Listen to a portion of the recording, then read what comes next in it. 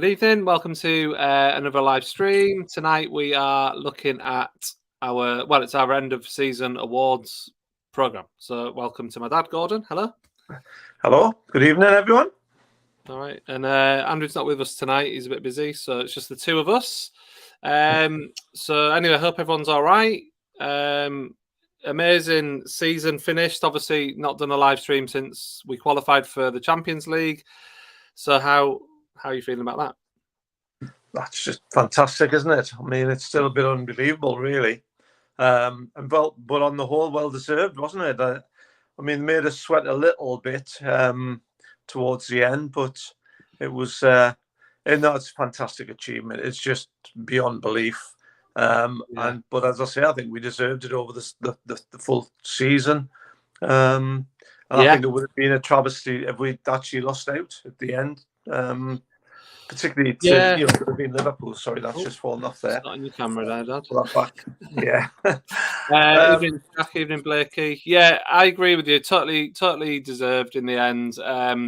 Just an unbelievable season. One of the most enjoyable seasons I can ever remember as a Newcastle supporter. There's not many come close. 96 is obviously up there. You've got the Bobby Robson seasons, the promotion season with Keegan, but I think this one tops at least some of them, if not all of them, apart from maybe the one where we nearly won the league.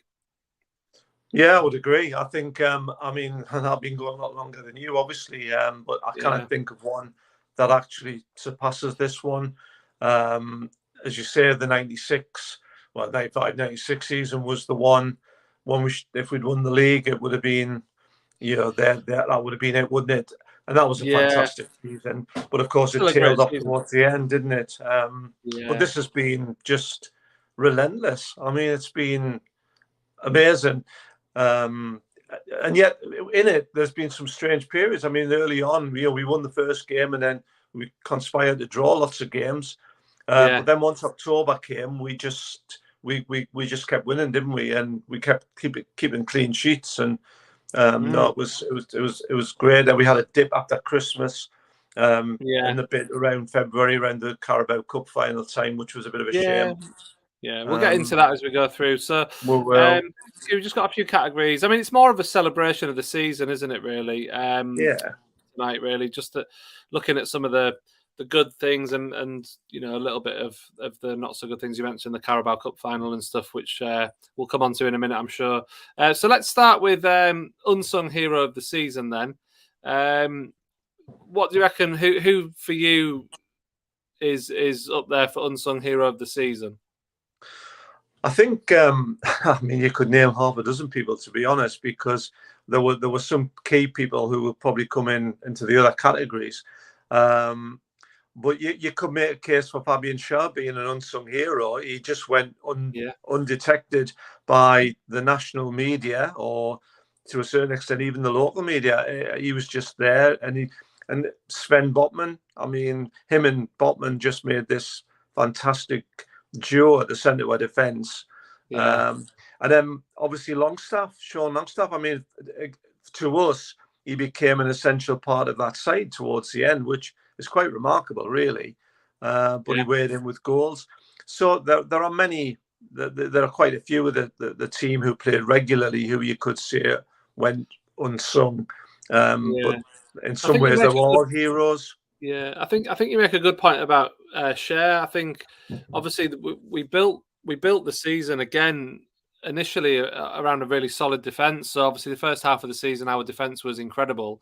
We barely conceded a goal, and when we did, it was one goal. I know towards the back end of the season we conceded a few more, but we still ended the season with a joint equal, like the best record in the league, along with Man City, and ultimately we had a back five which played pretty much every game together, and Fabian Schär was a massively important part of that. So I think that's a really good shout.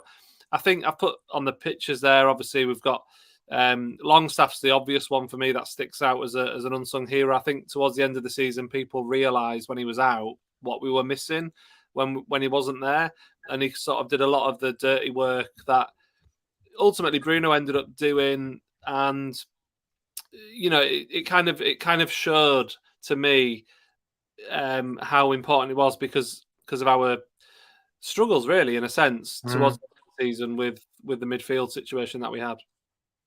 Yeah, definitely. And I remember earlier in the season, people sort of saying, "Yeah, Longstaff really not good enough for this side, and he wasn't going to do this." And yet, as you say, he was in terms. And if you remember in the Southampton semi-final second leg, I mean, he had the dream night, didn't he? I mean, he scored the 2 goals early on, which was just fantastic for him and for the support. And we do like people from our own area, don't we? I mean, we had this thing with obviously Dan Byrne, and we had Sean Longstaff, and they were just Longstaff deserves all the accolades he gets. Really, he was great. Yeah. What about Almiron for unsung hero then? Because I think he's a bit of an interesting one. I think I put him on there kind of to spark a debate, I guess, because obviously early in the season he was pivotal, but then towards the end of the season, I mean, he was still doing great for us. I think he's had a brilliant season overall, but I feel like he's not getting I feel like he's not still getting the credit he deserves for the season he's had. Yeah, there's probably an element of truth in that. I remember early on in the season, in the games that we were drawing, there was a lot of sort of comments around me in the Gallagher end, and people were saying, "Oh, we need a better right winger. He's just not up to it."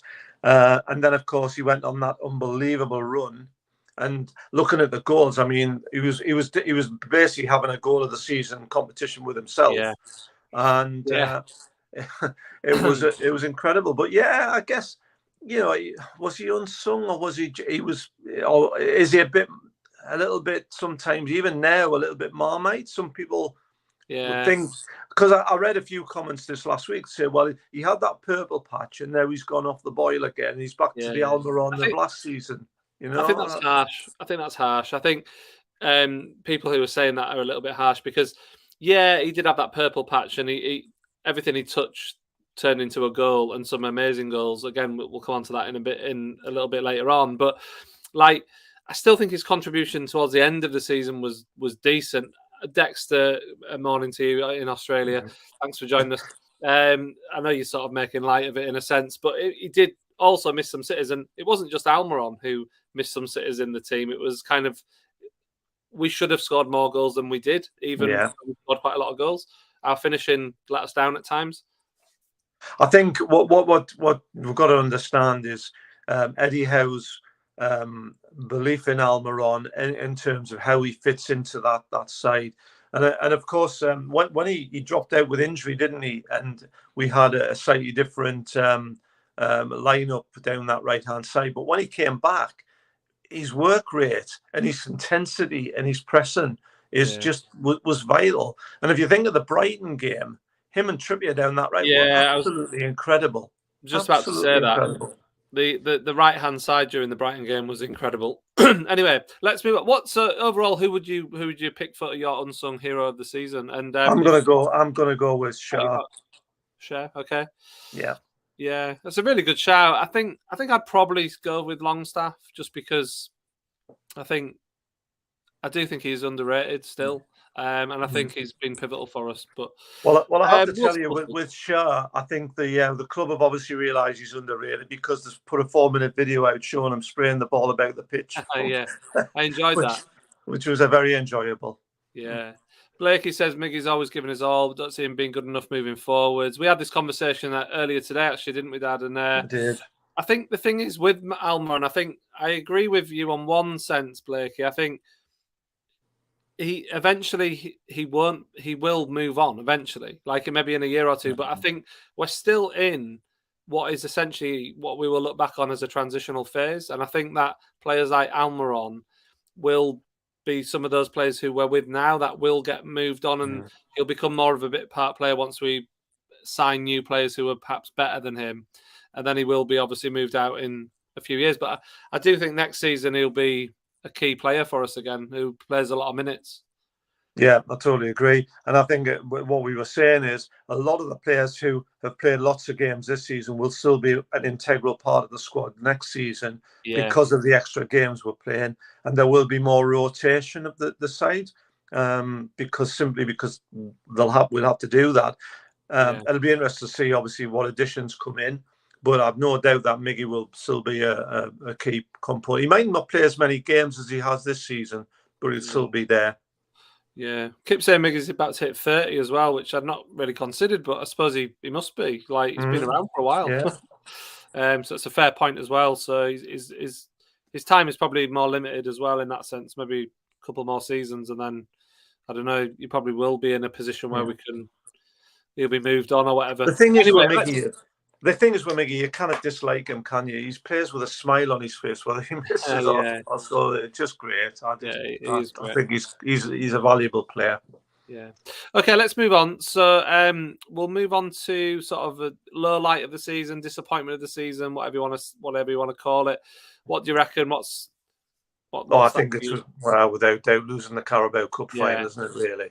I mean, think that's quite a low point in one sense, but actually it was an amazing achievement for us to get there after all this time. yeah, But to lose it was a bit disappointing. I just think we played it at the wrong time for us. yeah, For them, it was they were on an upward curve of form. We were on a little bit of a dip. yeah. And I think that was, we could have won that game, at other times. But so, yeah, losing the final was probably the lowest point. Yeah, I think I'd agree with that. I think again, just sort of repeat what you say in a sense. I think that ultimately we played them at the wrong time. And I've said it a few times, I'll say it again. I think if we'd played them pretty much any other time in the season, the result would have been the other way around. But that is football. That's what happens. It is what it is. But we didn't have. But in a season where that's your low point, that sort of speaks volumes for the season. I think because to lose a cup final is always disappointing, but actually, it's a sign of a good side to get to a cup final anyway. Yeah, definitely. Dexter said the Leeds away performance. I do agree it was not a good performance, that one. I do think that ultimately towards the end of the season we just caught up with us in a sense, and I think that performance at Leeds was just a result of players who were dead. Just basically they'd worked so hard all season, and then I don't know. It's disappointing we lost that game. Going 2-1 up. We should have held on, but ultimately, thankfully, it didn't matter in the end. And Blakey says Villa away as well. They're the two results, really, weren't they? I think in the league that were very disappointing. Yes. The Villa defeat was not a great performance, and the Leeds performance was similar, although we got a point. But I guess that's the difference in class between Villa and Leeds. We got beat by Villa, and we managed to somehow scrape a point against Leeds. Yeah, I think the disappointing thing with the Leeds game was, yes, we didn't play particularly well, but having got ourselves 2-1 in front, it was a surprise that we let it go because we've been really good at not doing that. So that was a surprise. But if you think back to, and this might come up, but the Brentford away game, the first half, we were shocking. I was listening to that on the radio, and honestly, we could have been 2 down at half time in that game, and the game would have been over.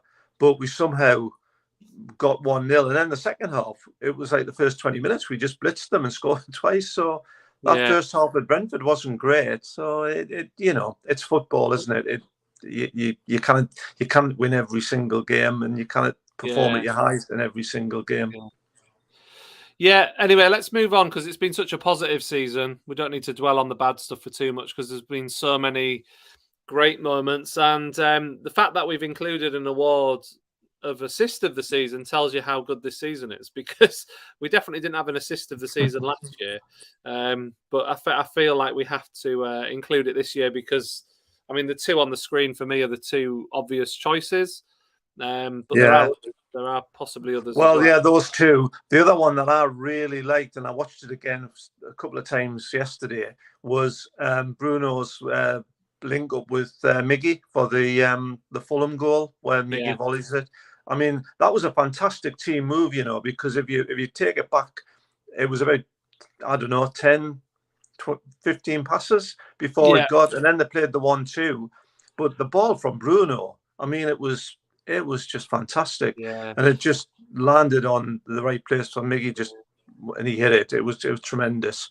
I think there's a theme in a lot of the goals. I mean, I don't know if everyone else has managed to watch the compilation video of every single goal we scored this season that the club put out the other day, but it's well worth 40 minutes of your time because it's a joy to watch it all. It is. I was just about to say it's joyous. What was a common theme with a lot of those goals was the way that they are team goals. So we've got a lot of great goals, which we'll get onto later in the program with goal of the season. But like a lot of the link-up play is fantastic. The way we break at pace, in numbers, it is a joy to watch. It's like it is reminiscent of when we're in full flow. It is reminiscent of a Keegan team at its height. That's kind of what we are. We overwhelm teams when we're like that.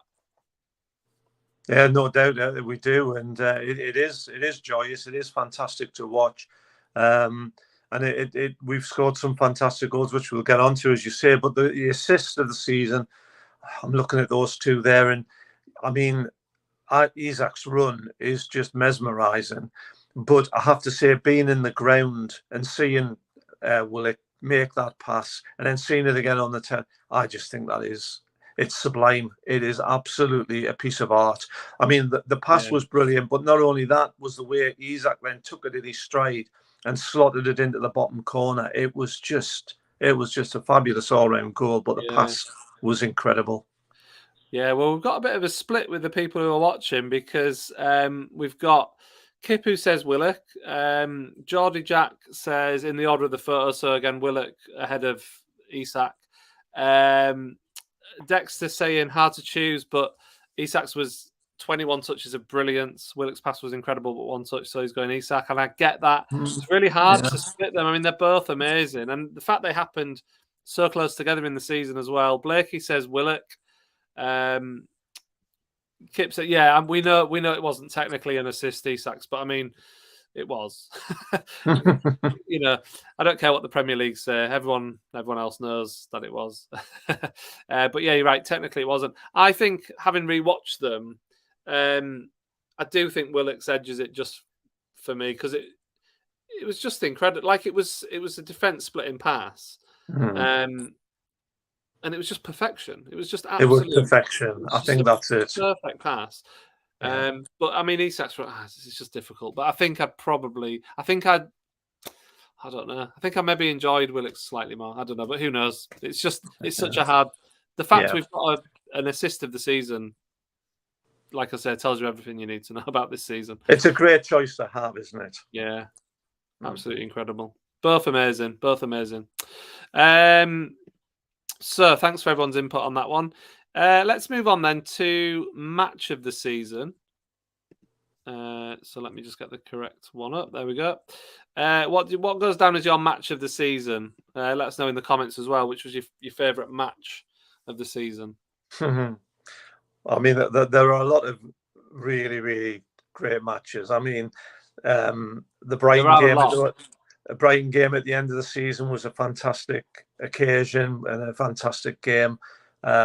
There was the games earlier in the season when we just routed teams. I mean, we took teams apart. Yeah, West Ham away was a great game. West Ham away, and Forest away, beat Manchester United. Actually, that's on there. Forest, yeah. I was looking at the Forest away game. I wasn't there that night, but that away end that looked like the best away end of the season for me. Yeah, like when Isak scored the winning penalty, the celebrations in the away end were just unreal. Like I'd have loved to have been in that crowd that night. That looked like a lot of fun. And yet, for 40 odd minutes, that was very frustrating, that game, because they took the lead with the first attack, and it was one of the few times in the season when Botman got it totally wrong. And then he lost the ball, and then he seemed to run past the player who then actually scored rather than tackling him. But then Isak's goal on half time, I mean, that finish was just another incredible finish. But I think a match of the season, it can only be the Tottenham game. I mean, in all my years watching Newcastle, there have been the odd occasion when we've hit a few in the first half, but I've never seen anything like 5 in 20 minutes. It's just and the noise and and we were playing a team who were fifth. You know, it was they were not supposed to be mugs, were they? But they were. We were just clinical and deadly. It was just amazing. For me, I think Spurs gets it because all those other games we've talked about are amazing. And like Blakey and Kip saying Man City 3-3 game was amazing. Yeah. Dexter had Man City as his third choice. I totally get that. I get, taking one of the best teams, probably the best team in Europe, giving them a real game, could have won it, is amazing. But for me, the game we will talk about in 10 years, 20 years time is the Spurs game. That'll be the one game from this season that we truly remember. It'll be in the category of Man United 5-0, Tino hat-trick against Barcelona. It's in that realm of games that it will just always be talked about. Yeah, definitely. I mean, as I said, and what was amazing being in the ground, the other reason I like that game, I mean, some of the games, I wasn't at the away games, but being in the ground that day was just the most incredible experience. And the disbelief, it was a bit like Jacob Murphy's face after he scored that goal from, 25 yards. And around us in the ground, we were just laughing, celebrating, laughing, and then and when it went to 4 and 5, honestly, we were just shaking our heads and a bit like, I mean, Isaac did it, didn't he? I noticed that when I watched it. He was when he scored he was like this, wasn't he? Like, what? Yeah, what's going on? What is happening? It was mental. 21 minutes, and we were 5-0 up. It was. It was I so don't know if memorable. we'll ever see that again. I don't think so. And against a team who, okay, we know Tottenham fell apart towards the end of the season after that game, but they were in fit. It was a battle for the top 4 that match. The stakes were high, and we completely blew them away. And it was just, honestly, like Dexter says, perfection. It was perfection for 21 minutes. It was just such an amazing match to watch. And actually, after the 21 minutes, we did have other chances. It could have been, it could have been 6 or 7 by half time if we'd really, But it's a shame 21. It's a shame it's a shame we let them score one, and it's a shame that we didn't just carry on scoring because it, would have just been brilliant. I mean, exactly. I can't complain with this. Blakey makes a good point, or a good thing that's worth talking about. Spurs game was a changing of the guard between us and them. For me, they won't get back in the top 6. They're only heading one way. We had a bit of a chat earlier on today, didn't we? And I was sort of saying something similar about Spurs. I'm not sure. I mean, if they lose Kane, they're in big trouble. If they keep Kane, then okay, they've got more of a chance. But they just seem like a club who are not together. They're everything at the moment that we aren't. We're the opposite. And we'll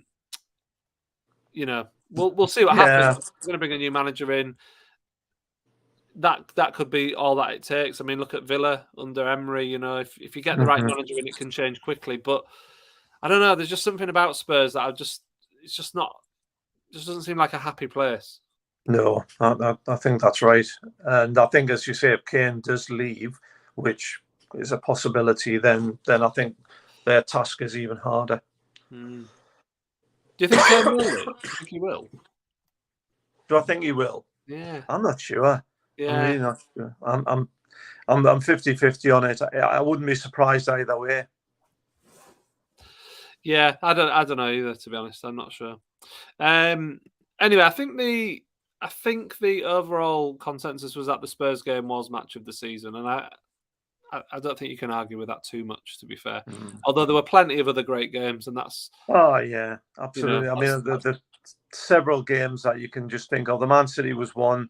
The Cup semi-final, the Leicester quarter-final. I mean, they were all memorable nights. Yeah, absolutely, yeah.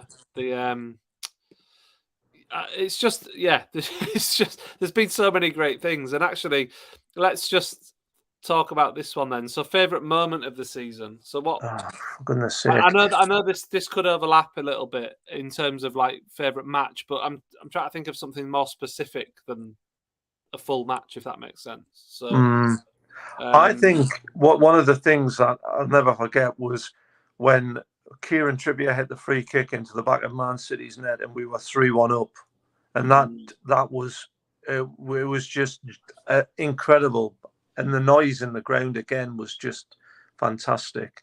But there have been other sort of favourite moments. I mean, I loved Jacob Murphy's antics, waving the Southampton player off when he got sent off, and then there was Jamal Lascelles sort of getting booked on the sidelines, not once but twice. I mean, just silly things, but just great moments.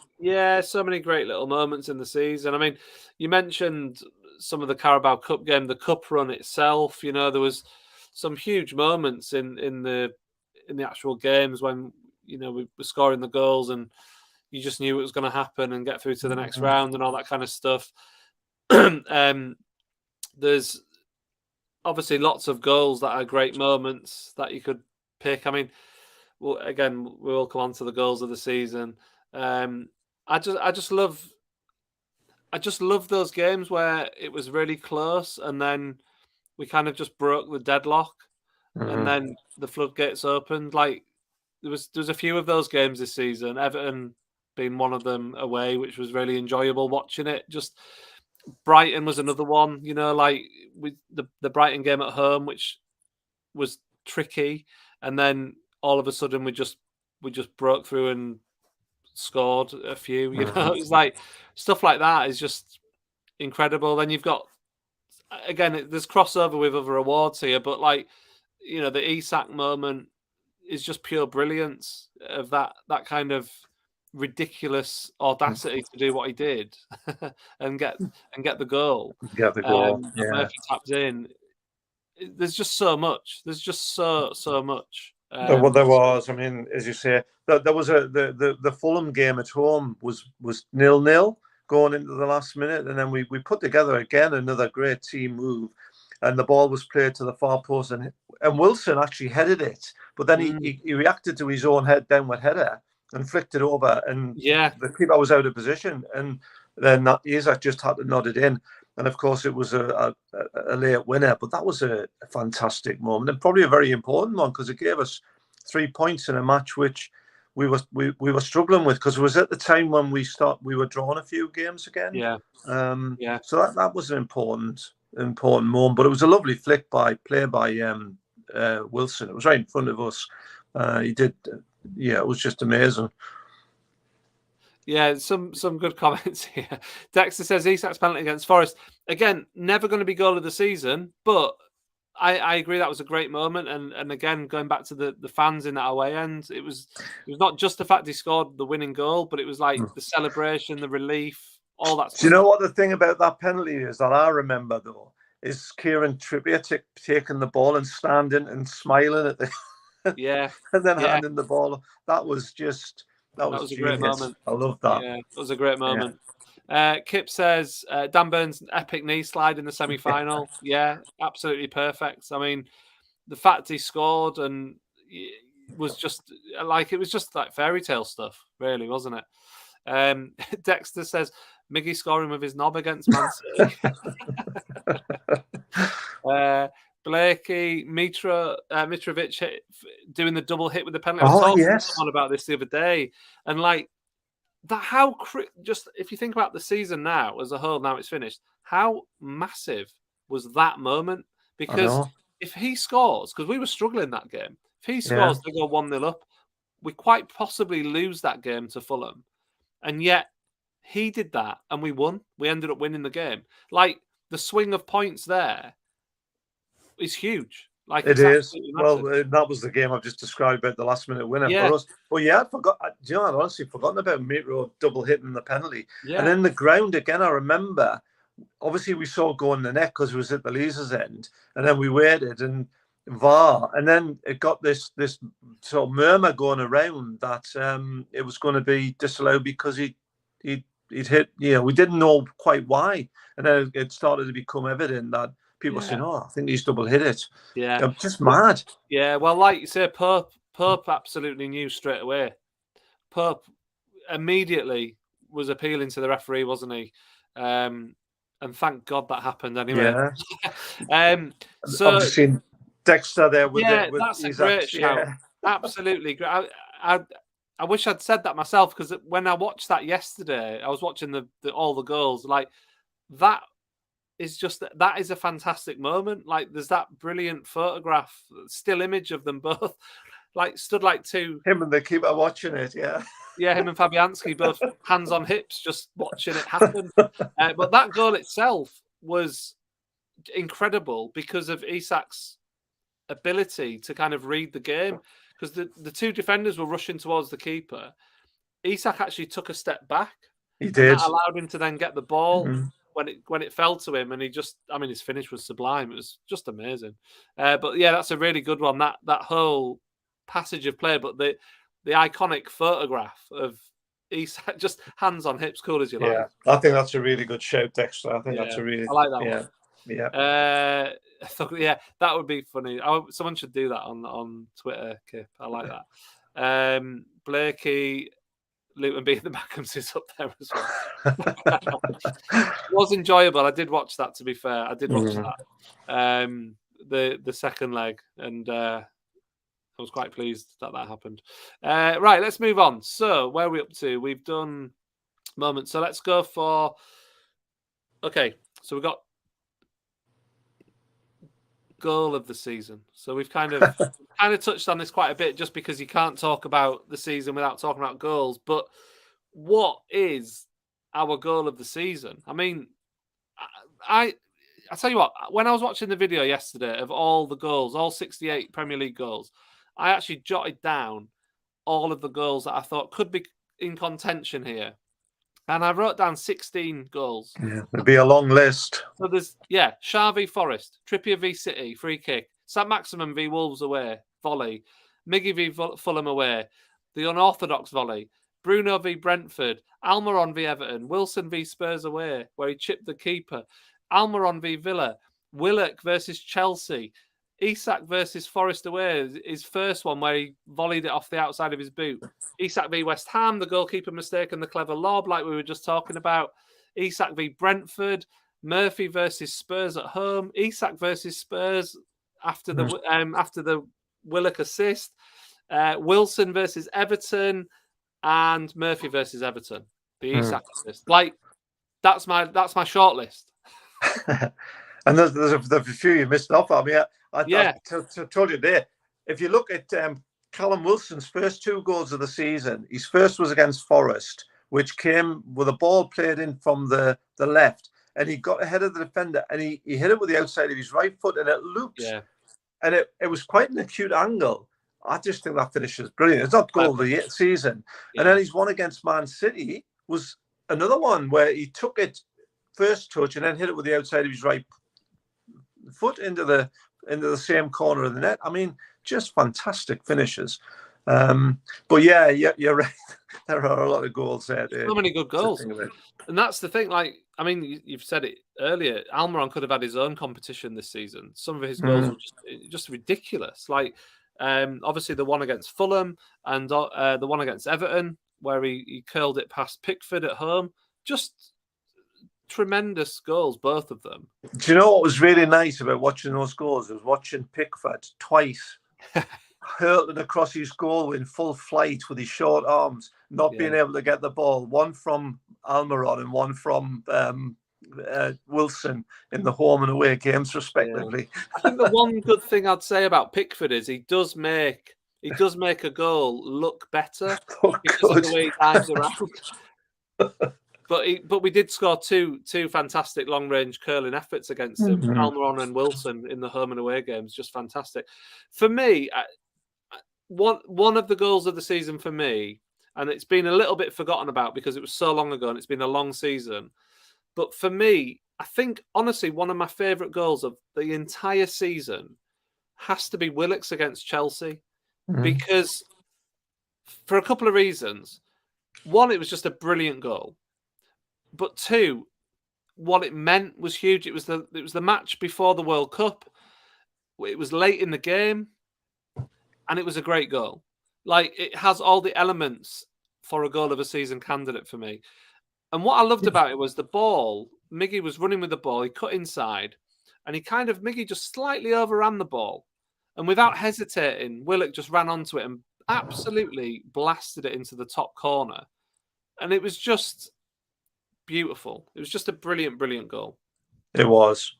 And I mean, I've watched it several times, and the thing for me, and I'm in agreement with you. I think that is because it was such an important goal. It was the last game before the World Cup as well, if you remember. Yeah. And it was a last minute of the game, and I was in the ground when to witness it, and I can remember seeing Miggy sort of run across the the penalty area, the top outside the penalty box, and then I didn't see Willock coming in the thing until suddenly it was hit and the ball was going into the top corner. I mean, it was such a hard shot. It was just fun, and of course the euphoria of beating Chelsea 1-0 with a last-minute winner with a fantastic finish.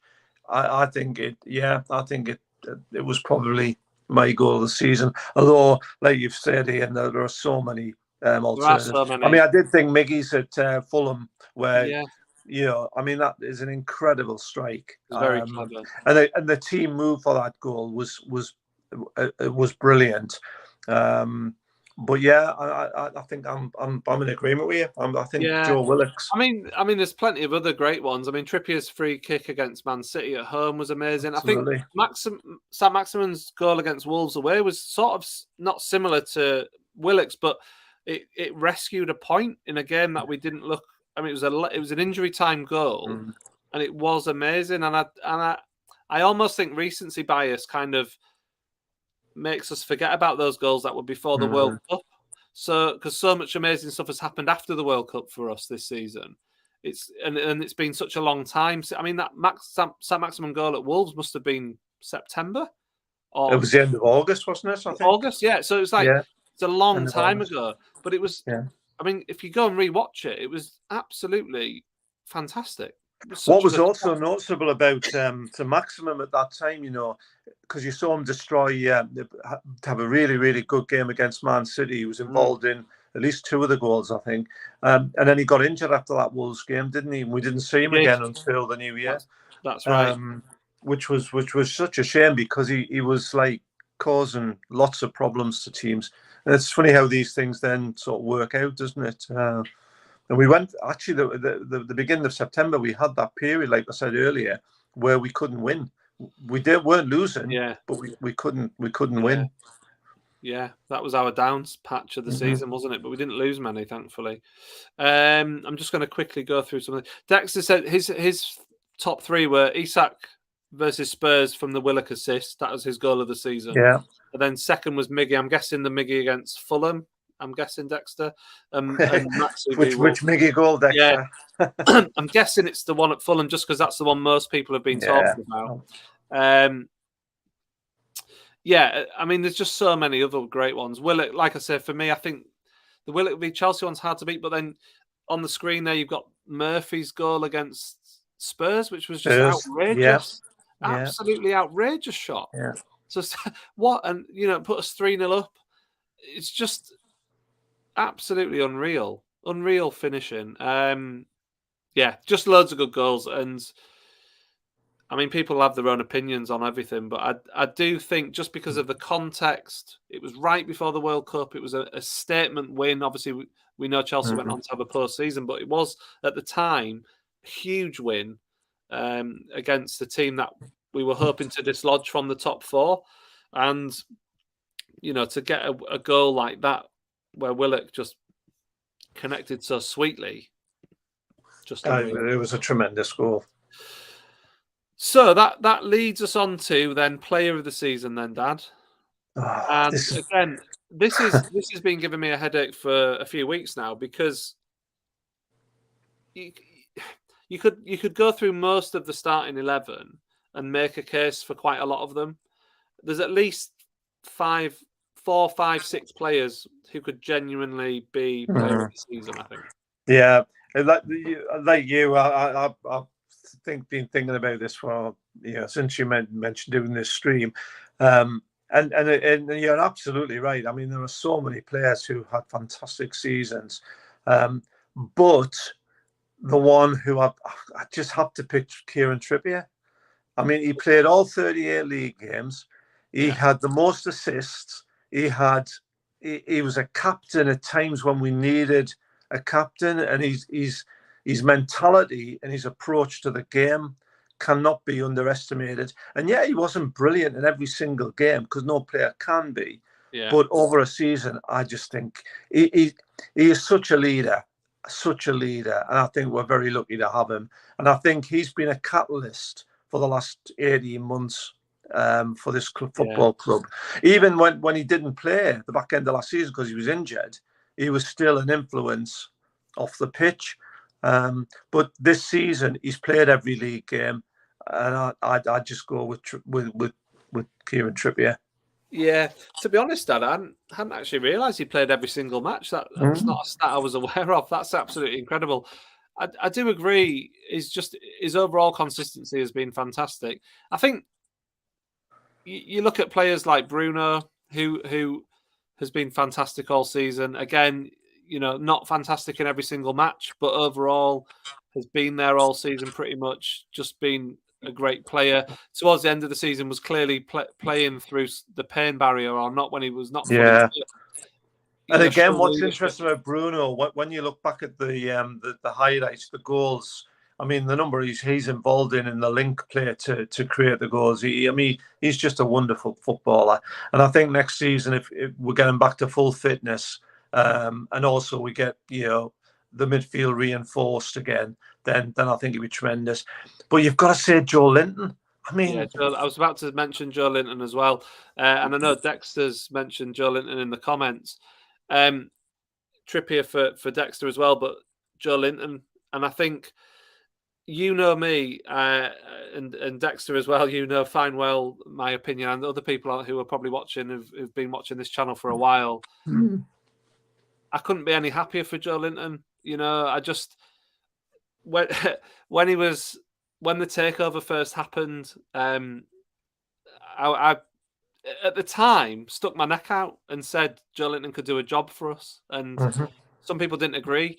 And I mean, he's proven that, but so much more than I could ever have imagined. I never could have foreseen what kind of player he would be. And actually, just before we came on tonight on Twitter, I posted I was looking through because Toon Polls on Twitter basically got a load of polls won, and Joe Linton was he won his poll over Casemiro at Man United, and so some of the Man United fans were laughing at Joe Linton, and I was thinking there's a lot of opposition fans who just haven't clocked the fact that Joe Linton is fantastic now. They still think he's this joke figure who was playing under Bruce 2-3 years ago, and actually he couldn't be any further from that now. He is just so good, and I love him. I absolutely think he's fantastic, and I'm so pleased he's got in the Brazil squad.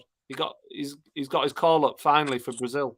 Yeah, I absolutely 100% agree with that. I think he is just such a presence in that midfield, and the way he can win the ball.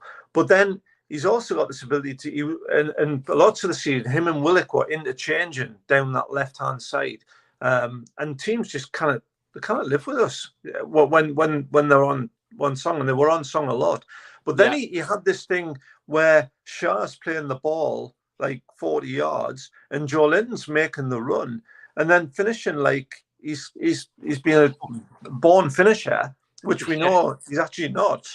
And he's just a great lad, and you can just tell there is definitely something missing when he misses a game.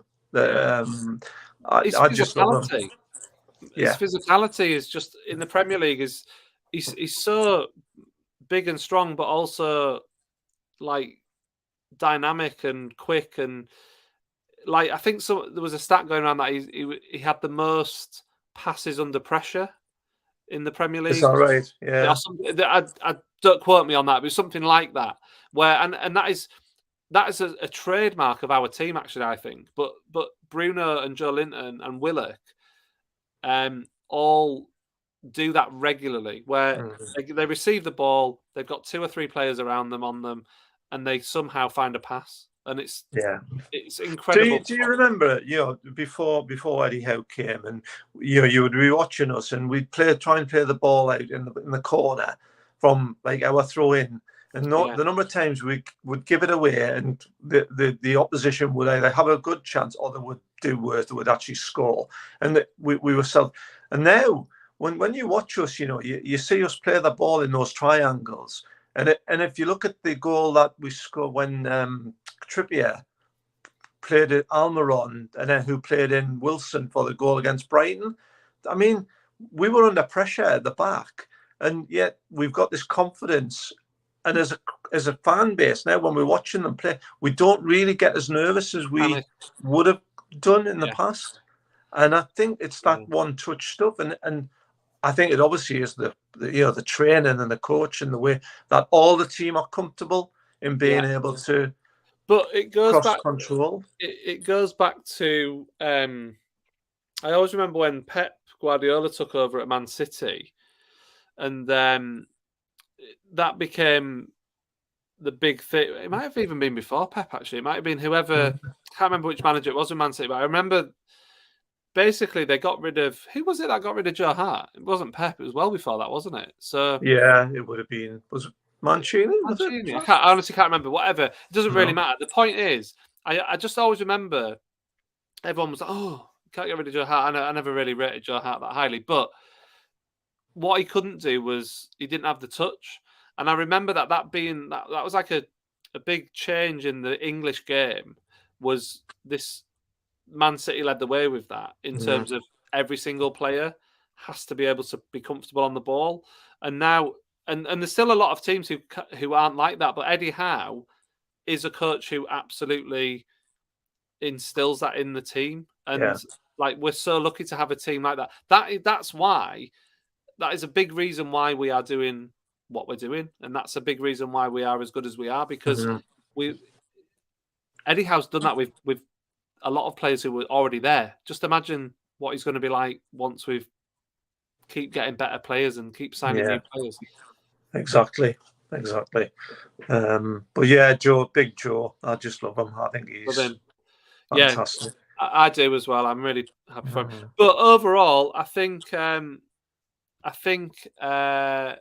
most people are in agreement that Trippier is actually our player of the season. Yeah, in a very tough field, and you can't disagree with it. And I think that comment there from Blake, has there ever been a bigger turnaround in a player?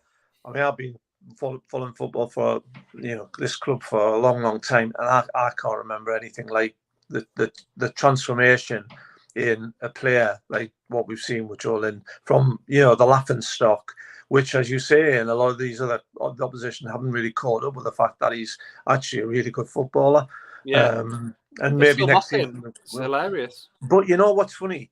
And you don't see this so much when you're watching it on the TV, but when you're in the ground, you're watching them, and an opposition player goes towards them, and they realise it's Joe Linton coming to tackle them. They do chicken out. They back off. He's a massive unit. He's just a unit, yeah. He's just huge. He's such a nice lad. Was Pep who got rid of Hart, so I wasn't going mad. But I remember that was the change in the English game, was because it was like there was like articles and debates about it, about how could he be so brutal, and it was like, no, this is the way we play, and actually that's the way we now play, and it's the way that other teams like Liverpool have adopted, this kind of approach where and actually playing out from the back has become the thing in the Premier League, hasn't it? And sometimes we can't do it very well, but we can. Dexter also says it's flipped 180. We're making other teams look like Newcastle under Bruce. Look at the Leeds game. Look at the Leicester game at home. Both teams basically just hoping to get something out of the game. And I mean, we haven't mentioned it tonight, but Pope's save in the Leicester game. Talk about a moment in the season. Well, I think I said it, when we were talking about at the time. That is a game we would have lost because we would have conceded that goal. And Pope he had done absolutely nothing for 93 minutes. Yeah. And then he has to make that. What was also commendable as well, though, is Fabian Schär reacted to the rebound, because too often in the past I've seen keepers like giving or whatever making a save, and then the attacker gets to the rebound before our defenders. Yeah. So Schär takes a credit there for clearing it. But big moments on there, you know. It's just it's great, really. Fantastic. Yeah, really, really good. I mean, just a quality season, and obviously we've got the Champions League to look forward to next season. So here's some key dates for you. So the draw for the group stage is on the 31st of August. The Premier League season will have kicked off by then. You got any hopes as to who we draw in the group stages, Dad? Or couldn't give a monkeys, really, to be quite honest. I just enjoy whoever we play. The only thing I'm praying for is that my first game is away, because I'm actually that week we're on holiday. We've had such a year, but I'm desperate for that first Champions League game to be an away game. Well, I'll tell you what. I mean, you're going to be. Where are you going to be? In Italy. Yeah. What if we might have Milan away again, Dad? Yeah, that's a thought, isn't it? Pop over if you're in just Italy. Pop to the ground. Yeah, if you can go and see it, even if it's away. Yeah, it's exciting. I mean, obviously 6 guaranteed games in the group stage. People already writing us off, which I kind of love. I think that's great. I think people will say, "Oh, you're going to get relegated," and we didn't. "Oh, there's no way you're going to get top 4," and we did.